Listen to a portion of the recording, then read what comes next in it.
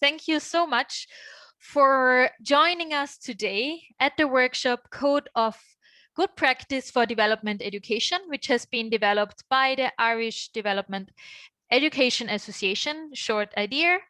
This is essentially actually a historic moment because this is the first of its kind being developed globally. So we are very excited to have this workshop today co-organized with IDEA. Before we officially start, as you have already seen, small technical details, we will be having a short interactive session where we will ask you to use either your smartphone or a second tab on your browser. So please be ready for that. So we will be using Mentimeter. You probably know this. As mentioned already, please rename yourself so that we know who's here in the room by clicking on your video or on the name on your list and indicate your name and your organization. And we are really delighted if you are showing yourself, if we can see you, if you switch on your camera. But of course, we all know this etiquette in Zoom already. Please have your microphone muted when we are not in an interactive session. And you can post questions, but Elaine probably will mention this later in the chat, but also we will have a discussion where you can unmute yourself and then raise your hand. Before I hand over to Elaine, as you have seen, this event is co-organized by Bridge 47 and IDEA. And I want to show you a very short video about Bridge 47. What is Bridge 47 about? So that you know what is our vision, what we want to do, and what we have been doing in the last couple of years. And it's only 2 hours, 2 hours would be very long, 2 minutes long. So I want to share with you what is Bridge 47. And I hope this. We believe we're connected to people and planet in ways we don't always realize. But how we live our lives does not reflect this reality. Our current system is neither just or sustainable. It doesn't have to be this way. We believe that all individuals can challenge the status quo and tackle our shared problems as active global citizens. To achieve the transformative vision of Agenda 2030, we need to change the way we think and act. But to make this a reality, we need transformative education.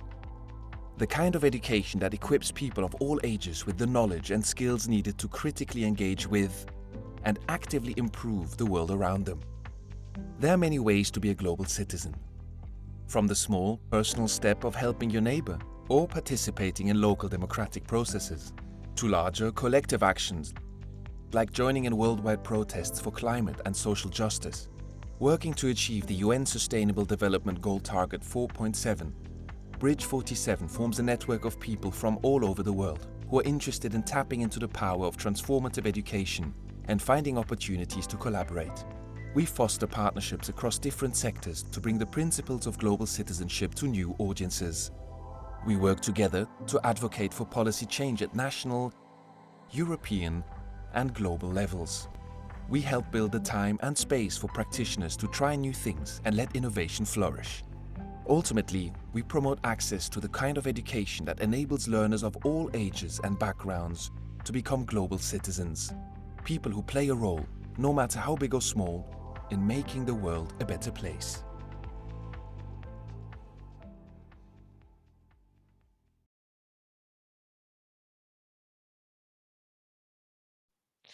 Well, I realized that you didn't see the video, but only heard the voice. But I hope that it was still informative about our activities at Bridge 47. A second. Sorry. Sorry, my video was continued playing. Now, I want to introduce you to Elaine. Elaine will be the one conducting this workshop today. Elaine is the capacity development manager, capacity development program manager for IDEA. So therefore, she is leading the capacity development program for the members of IDEA. But she also works as a freelancer and a facilitator on topics related to international development, human rights, equality in non-formal education in Ireland, but also abroad. And in Ireland, she has also worked for the National Youth Council, and she has been abroad in Sudan as a human rights officer for and with the European Commission, which is really exciting. And exciting is also the code of good practice for development education, which she will introduce us to today. Thank you so much, Elaine, for being with us and doing this workshop with us. Thank you, Ricarda. Hi, everybody. And I smiled when I heard that I work in Ireland and abroad, because I thought, no, actually, the location of all my work is now in my home. And at this moment, even in my bedroom.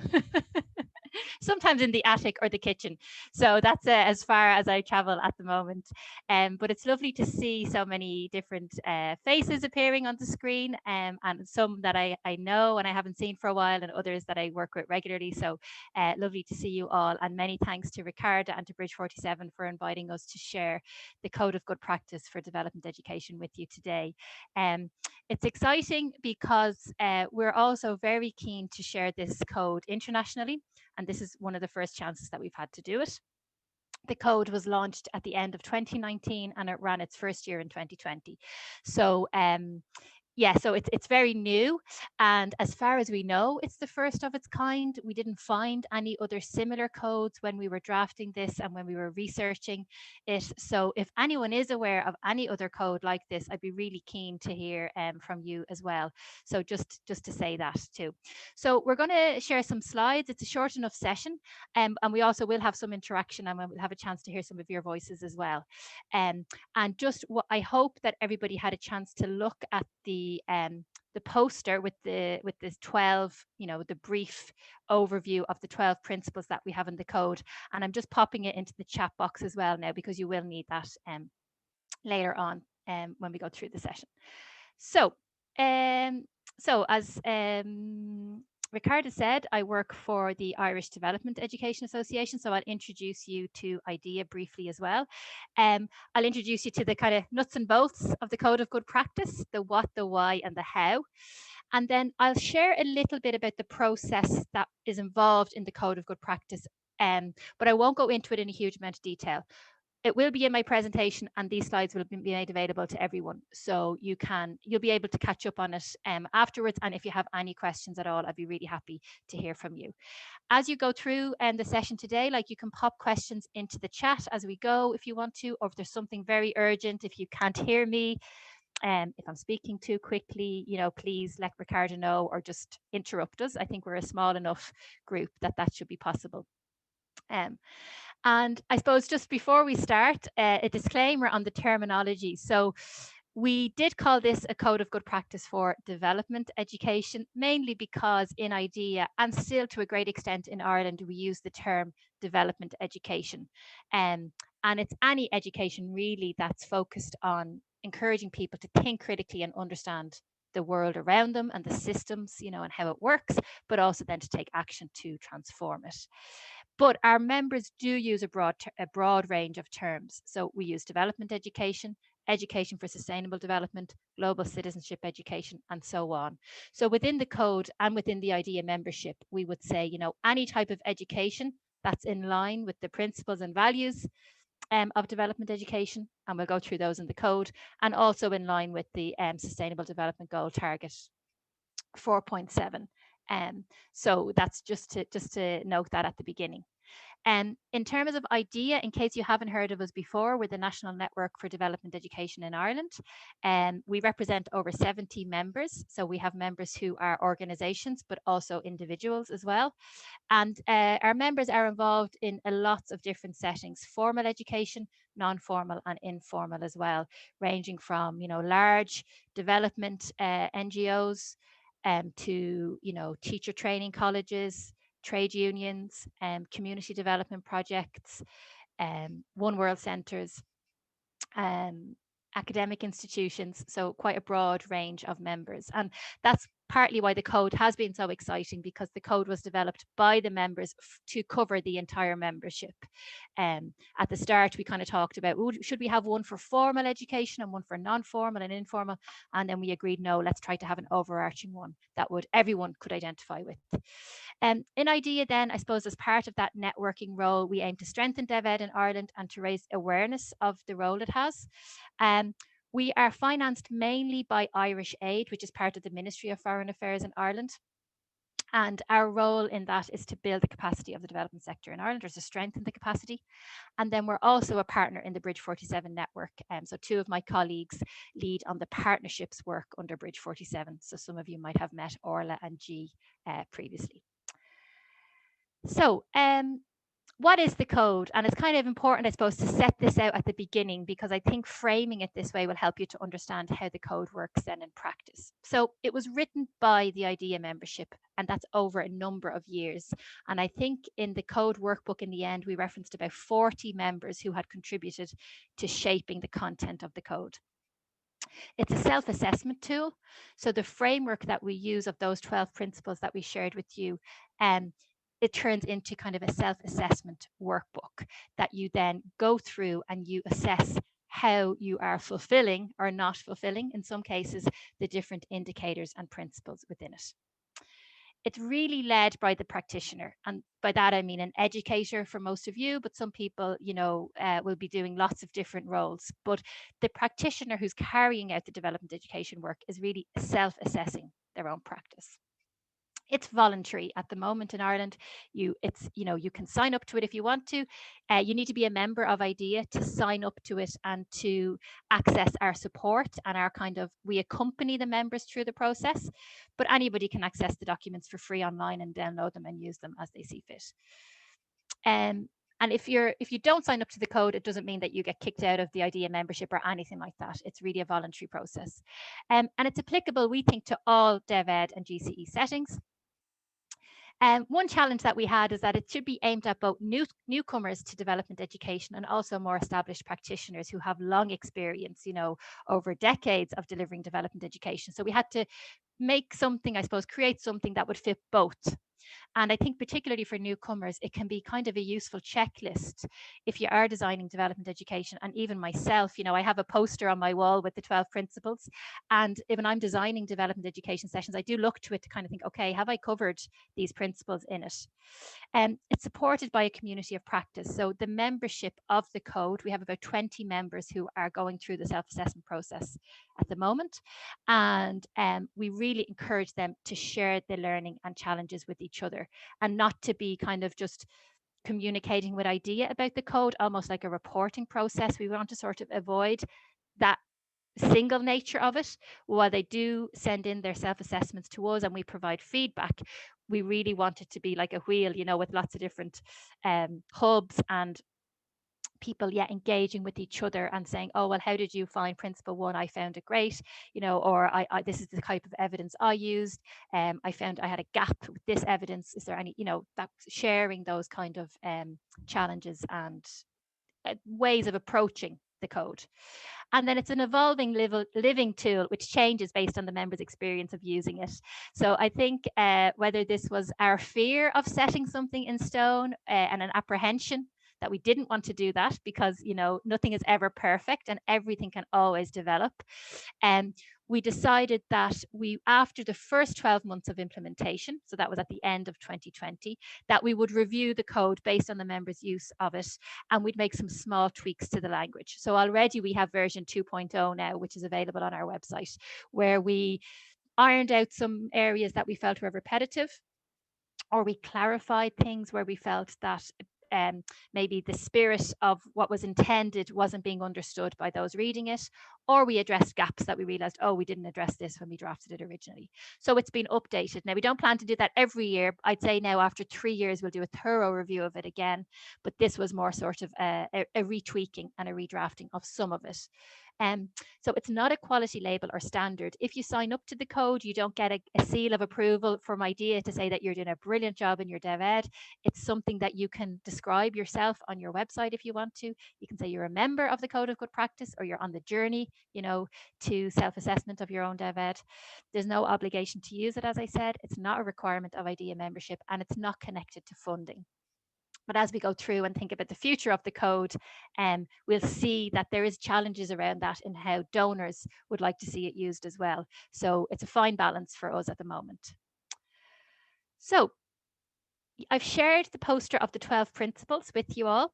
As you'll see, 1 to 9 focus on educational practice, and then principles 10 to 12 focus on organizational practice. So as I said, we have individual members of IDEA. They just focus on principles 1 to 9, but then we also have organizations working with us, and they need to cover principles 1 to 12 in full. So what I'd like you to do now is we're going to have a short icebreaker. We're going to put you into breakout rooms with kind of 3 people in each, 2 or 3. And just introduce yourself to whoever you find yourself in a breakout room with, and consider these 2 questions. Which principle do you feel would be your favorite to work on? If you're a development education kind of geek like me, would you have a favorite principle, or at least one that you think you could identify with? And is there any principle that stands out as particularly challenging, and maybe why? So we'll give you like maybe 5 minutes, so it'll be short and sweet, and then we'll welcome you back then, and we'll hear from some volunteers when you come back. Is that okay, Ricarda? All right, we're ready to go. Great. Okay, we'll see you in 5 minutes.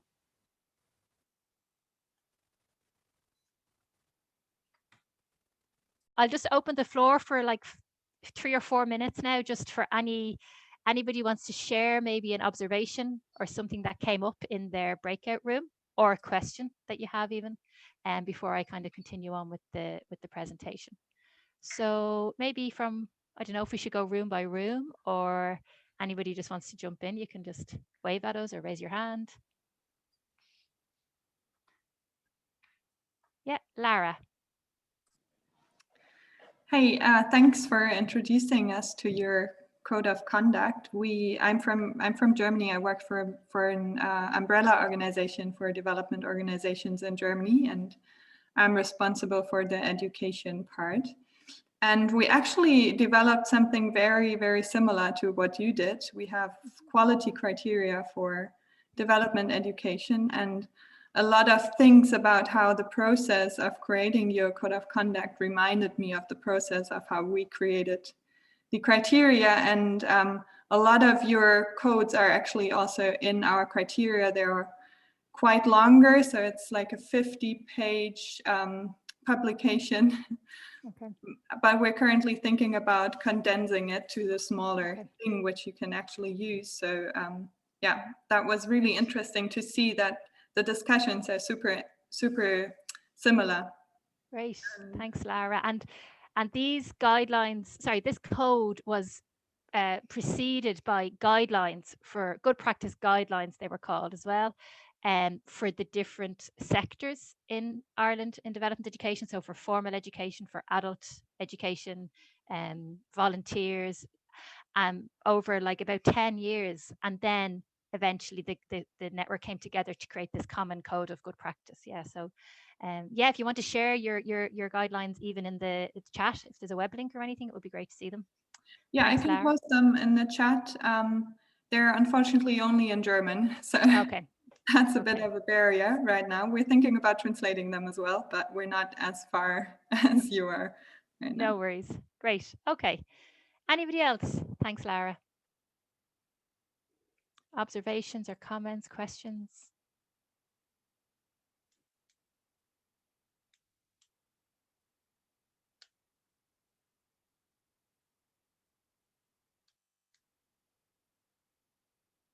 Yeah, Diana? Hi, I was in a room with 2 people who weren't able to participate, so I was in a room alone, but that's okay. Oh, sorry about that. That's all right. It's so difficult, isn't it? People want to come along, but then they also have other things going on. This is working from home. So this is very much my reflections and not the room. And presenting ideas as well, so the network in Scotland.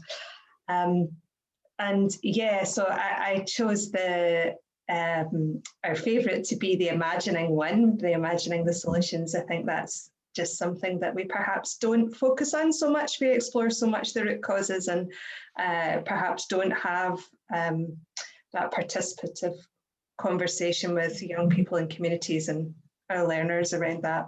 So yeah, I think hope and positivity are definitely what we need in abundance going forward just now. And from and just from an organisational perspective, having a very clear activity plan when your funding is really precarious is really difficult, isn't it? So, that was quite an obvious one for me. But I think as a network, it would be wonderful if we could do something similar. And there's wee things that I would tweak for the Scottish context. But I really, really just loved it. I thought, well done, great work. Thank you for sharing. Great, thanks, Diana. And sorry about the breakout issues. Any other final comments before we move on? Okay, I have a few observations to make since the code is to be applied to spaces outside of the European Union. So when you look at the context, like, a few of the terms, like you have quality education, and similarly, like, they have value loaded words. Like, say, for example, in your context, quality education could mean something totally different from, say, a place like Myanmar or Afghanistan or India, for a very simple reason. In these regions, quality education could simply also mean literacy, basic literacy. I mean, say, if a child is effectively able to articulate, they consider that to be quality education. So I found quite a few elements within the code to be very uh, value heavy. It depends on a person to interpret them. So in a context outside of the EU, it might not even work. Like, say, for example, when we're talking about sensitive issues. So when you're talking about sensitive issues in a country like Myanmar or India, at the moment it could not be as conducive to be. I mean, so, like, for a teacher to be able to bring that to the classroom. Sure. So how do we tackle that? Sure, and I have to say, I suppose, speaking very honestly, like, it is written with the Irish context in mind 100%. So you're right that perhaps the international context is a bit of a blind spot for us, or not something that we chose to focus on immediately, I suppose, because it was so difficult just to get the Irish sector to agree on this set of principles. And I think, it's a really interesting point about what is quality education, because I think we have this discussion even in Ireland. Is it literacy, numeracy? Like, what do we want children and young people to leave school with? And I think sometimes, personally, that they don't have to exclude each other. Like, you can teach literacy and numeracy in a way that invites critical perspectives, that invites children or adults, young people, to think for themselves, to ask questions, but moves away maybe from rote learning. And in Ireland, the system is very much weighted towards rote learning, with a single final exam at the end of things. That's really like a memory test. So I think that's a constant struggle in education, to be honest, overall, not just in development education or any other area. We definitely don't have that issue resolved in Ireland either. Like, are we educating people for the jobs market, or are we educating people to be active citizens? And especially even with the European policies and the EU, a lot of it is about employability and skills that you can transfer to the labour market. So I think that, and we kind of steered away from defining things too much in the code because we didn't want to be prescriptive. But I would love to hear somebody's experience of using it in a totally different context, maybe to what we imagine in Ireland, and to have some feedback on that. And I should have said, when we said that this is the first of its kind, of course, we were searching in networks, asking people who we knew if they'd heard of something to come forward, and also we're searching mainly in English. So I'm sure there are other examples out there, and thanks, Lara, for sharing yours. That would be relevant too. So Elaine, I can share with you the GCD school code. So basically, what we did was, these are 30. Can I ask you to share it with us in the chat? I'm really sorry, because we only have like 20 I could do minutes that. left. I could do that on the chat. And I'm happy to stay on afterwards, Ariane, maybe to have a little Sure. chat like at 3 o'clock, but I know people will probably have to start leaving. So I just do want to Sure. share what I promised Ricarda I'd do first as well. So as I said, I won't go through the kind of background of how we got here and how this was created in Ireland, because it's a long history of like 11 years now at this stage, but it will be in the slides. I will just share. Yeah. So I think what's interesting for us is the community of practice for the code, because as we said, we didn't want it just to become like another reporting mechanism that people had to do. So these are different things that we're doing, an idea to try to facilitate this really open, critical, reflective community of practice. So, you know, meetings and sessions like this, training on the code, and also different areas of our work. Like if we're doing a training on M&E, we're trying to relate it back to the code as well.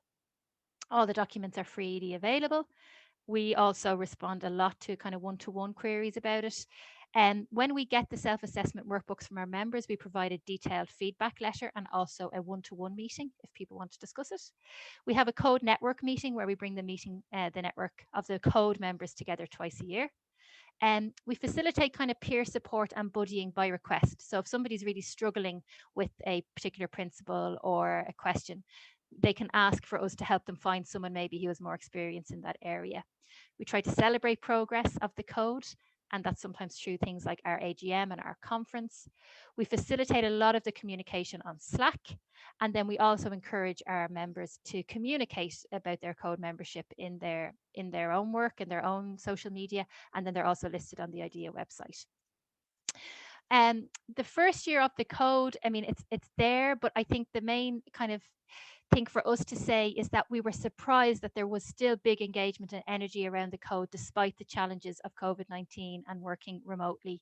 It kind of went more or less as we had hoped it would, according to plan. And the move to remote working was a hindrance for some members where maybe they weren't seeing their team face to face, but that was similar for all work and all projects that they were working on. It was now more difficult because we were working remotely. But once we got over that initial hurdle, I suppose, and the learning that we all needed to transfer our work online, it seemed that people actually really valued having the code as sort of a space to reflect on their work, especially in a year where things were changing so much anyway.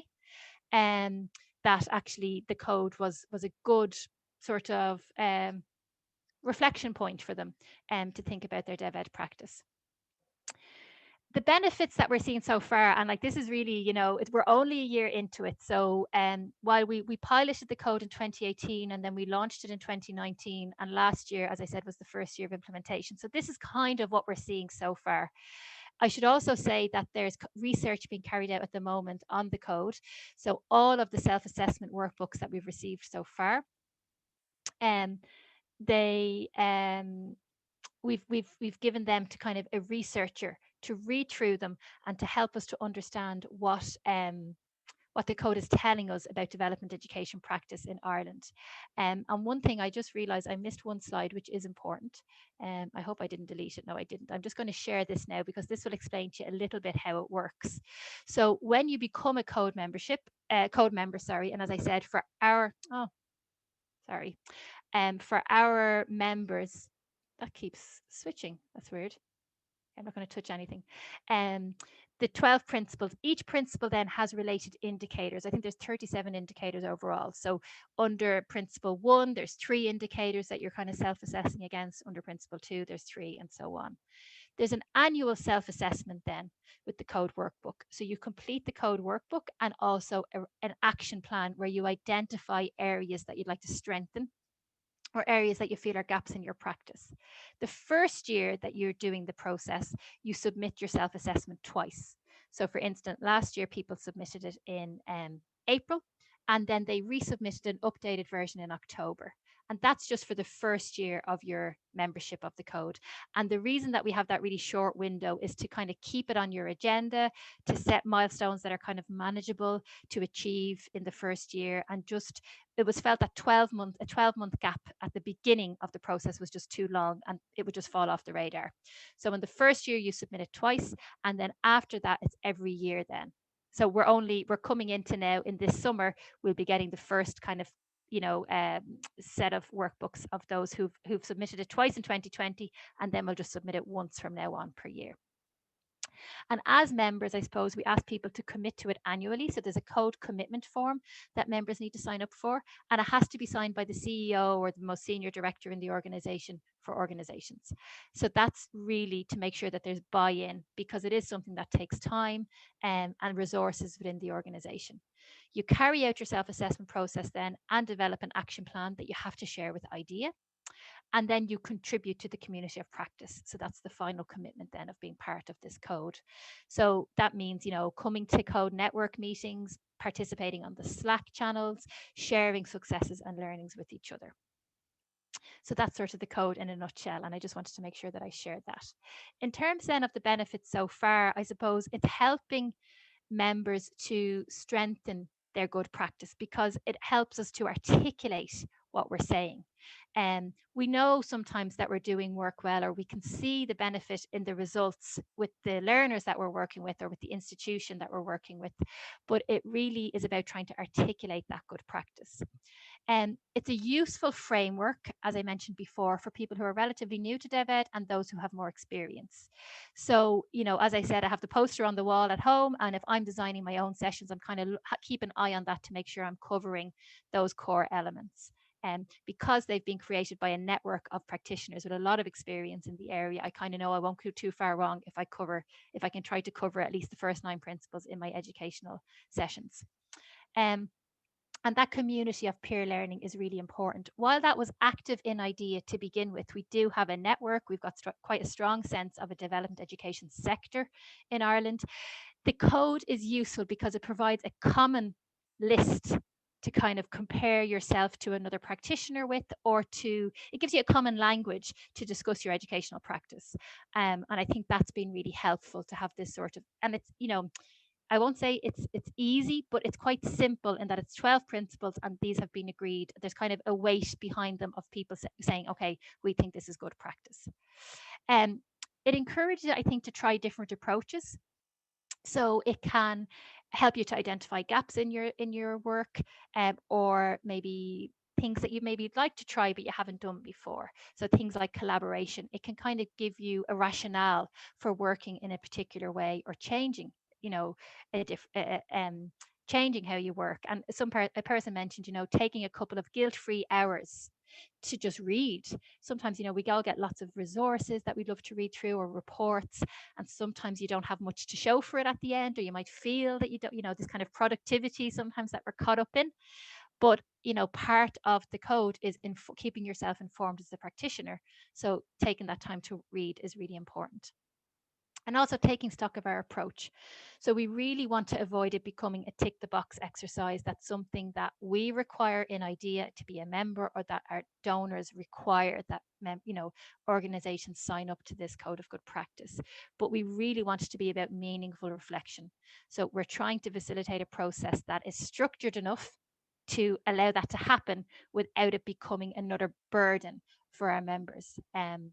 So, providing those kind of formal spaces for reflection, but then the spaces themselves can be run in quite an informal way based on what the members need. And challenges then, time and resources. I think in most of the community, voluntary, nonprofit sector is always a challenge. So, getting buy-in from the senior management, if possible, having more than one person working on the workbook. If you have a team of colleagues who can help, that's always great, but it's not always possible.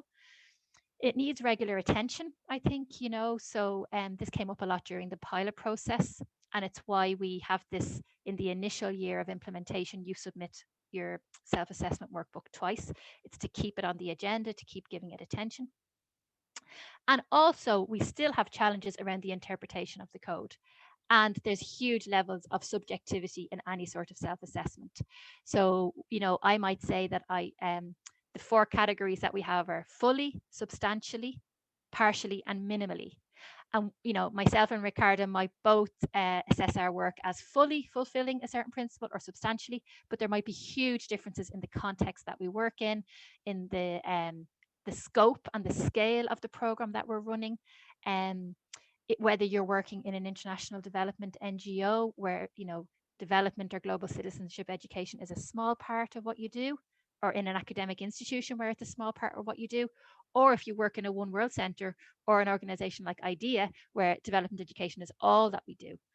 So those, the different contexts, it's really important, I suppose, that it's not, we're trying to encourage people to articulate their good practice without it becoming kind of a sort of benchmarking process that's comparing apples with oranges. I mean, that's not really useful for us to do that. Utilizing the code then, so we've generated a huge amount of evidence of good practice through the code. So between the two deadlines in 2020, we have 33 workbooks now of self-assessments. So how does IDEA, we're a small team in IDEA, how do we even store that amount of data? How can we make it useful? So we have commissioned a researcher, and that report will be available now at the end of April, to read through all of these and draw out some trends, patterns, see what's emerging. What does the code, data and evidence tell us about the practice of development education in Ireland? So that will be useful, and that will be freely available as well. And then another challenge is to support individual practitioners. So we've seen there's far more organizational members signing up. So how do we make sure that individual freelance consultants will find this useful as well? And, for those individuals, their time probably won't be covered to spend on the code. Whereas if you're in an organization and you have a monthly salary, spending a few hours on the code every month is covered within that work. But if you're a freelancer who just goes in to deliver education with lots of different schools or colleges or youth organizations, whatever, where do you carve out that time for that self-reflection? Then in 2021, I suppose I've mentioned the code research already, and that will be coming up. We're really focusing now on the international sharing of the code. So Irish Aid, who's the main donor, nominated the code for an award through the Gene Network, which has been great. Events like today, so sharing with Bridge 47. And we're also keen to share with the European Commission DEAR team and DEAR project. So we've been in touch with them as well. In Ireland then, new members are signing up at the moment. The deadline to kind of commit to the code for this year is this Friday. And then the next submission deadline for the workbooks will be in July then. And I suppose a big goal for us is to continue to build on and strengthen the community of practice. As we get more and more members, we really want this to be kind of an organic process that people can tap into and get what they need from it, without becoming kind of an administrative or management burden from IDEA as well. So that's a big goal for us, is to really, because that's the aim of it, is to really community of practice around good development education. Key questions for us now as the code develops, and these are challenges that I don't think will be resolved easily. But a big question that came up in the first year was how will donors and funders use it?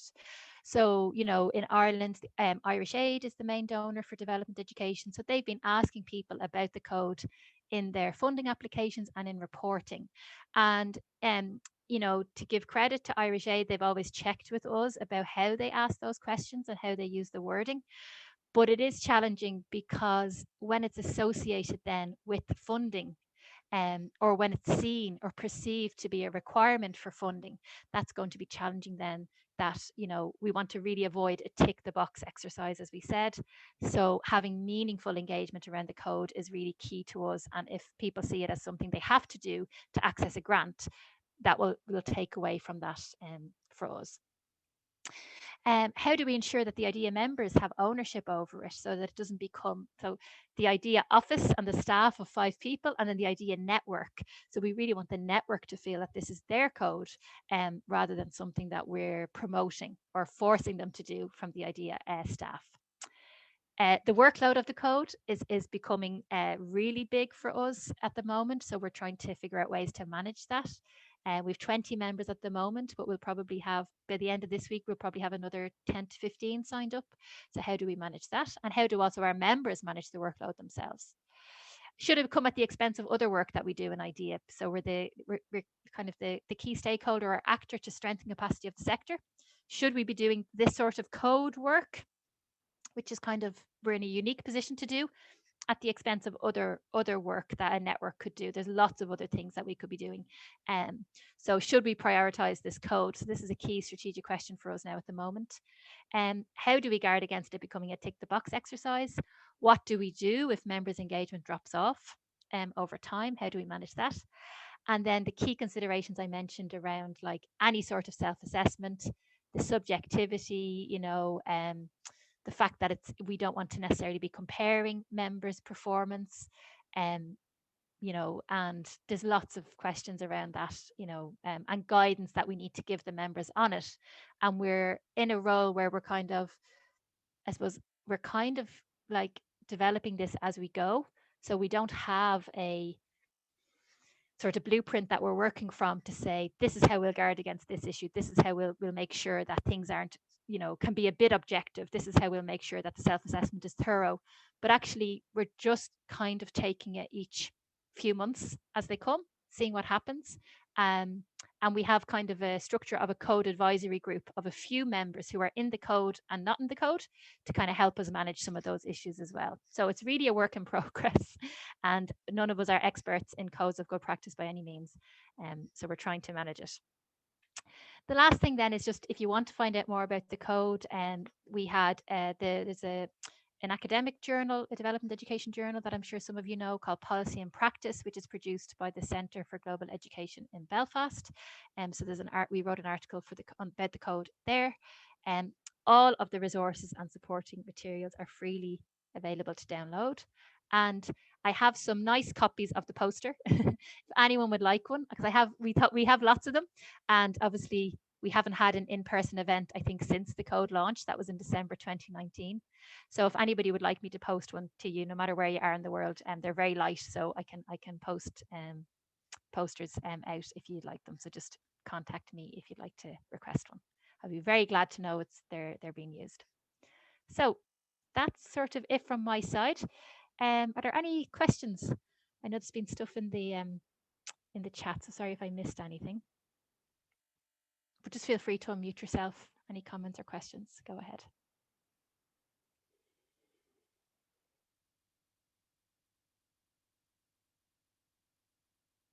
Is it what you expected, or any advice you have for us would be welcome as well? Hi, Elaine. I suppose I just, how are you doing?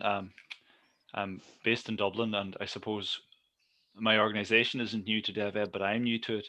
And the code has been perfect for me as someone approaching a topic that they're not familiar with, because as you say, you can put it on the wall and you can say, well, it's all well and good in a room, 3 or 4 of us talking about a particular way of approaching a topic, but how many of these boxes do we actually tick?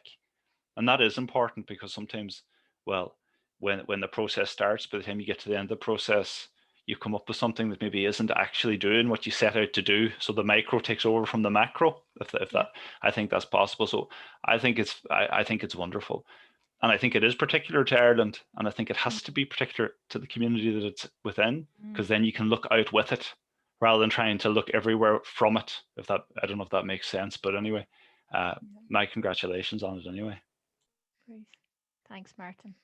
Nice to put a face to the name as well. Any other comments? Feel free. Questions? Can also post your questions in the chat if you prefer.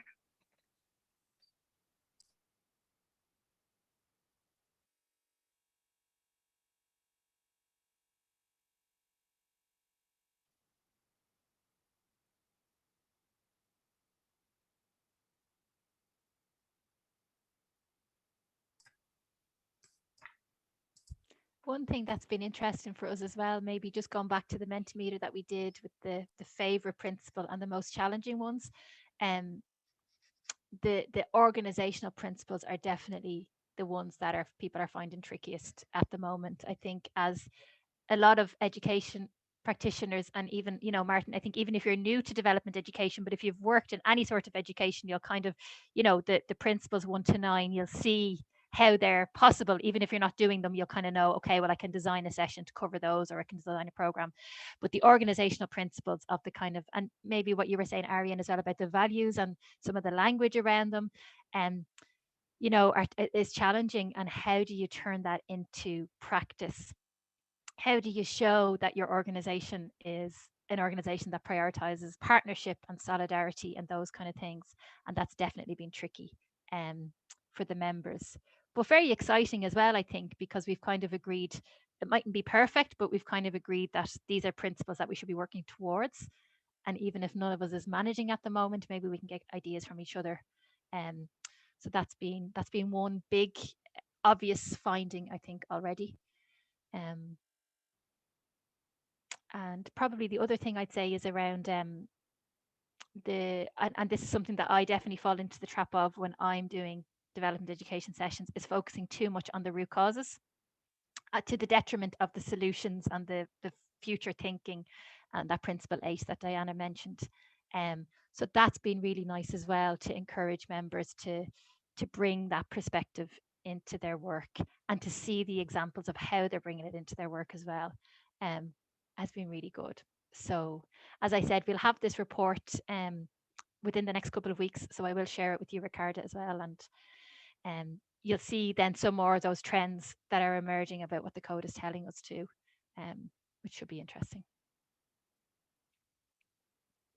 But that's all from me. I mean, I'm happy to leave it there. Thank you so much. Well, I guess there are no other questions. And you mentioned that your workload is increasing in this regard. And I guess this is I know this is a very good sign. And this is a sign of success. And thank you so much for sharing your experiences with us here today. Before everybody leaves, I want to make you aware of the next events Bridge 47 is organizing.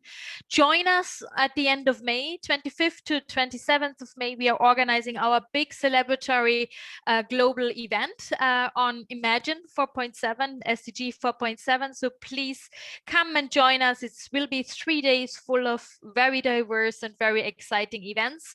And very soon, on the 4th of May, we will be having a working group, a global policy working group, which will be focusing on the UNESCO World Conference on Education for Sustainable Development. And there the registration is already open as well for the global event. Stay tuned on the Bridge 47 website. There the registration will start very soon as well. Yeah, so thank you so much. Thank you so much, Elaine. Thanks for all participants and for your interesting questions and the exchange. Have a lovely day. Yeah, enjoy the work with the code and enjoy the work, maybe developing your own code. Thank you so much, and see you next time. See you at the next event. Thanks, everybody. Thank you, Ricarda. Thank you, Elaine. Thank you. Bye-bye. See you again. Thanks, Harmian. Thanks, Ricarda. Bye. Bye.